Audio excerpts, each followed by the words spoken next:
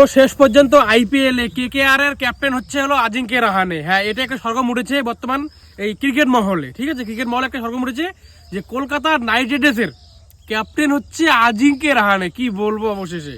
হ্যাঁ, একমাত্র এই ডায়লগটা আমার মুখ দিয়ে বেরোলো, তার কারণটা হচ্ছে আজিঙ্কে রাহানেকে তারা যখন প্রথম বিটে উঠেছিল তখন তারা কেনেনি। প্রথম দফায় তারা সে কিন্তু আঞ্চল ছিল, তার যে বেস্ট প্রাইস 2 কোটি টাকা, তখনও কিন্তু সে আঞ্চল ছিল, কিন্তু তারপরে পরবর্তীতে কেকেআর তাকে ধরে নেয় মাত্র তার বেস্ট প্রাইস 2 কোটি টাকায়। আর এইদিকে শ্রেয়স আইয়ার তো ভাই 26.5 মানে 26.75 কোটি টাকা আর কি সে ভাই মানে পেয়ে বসে আছে।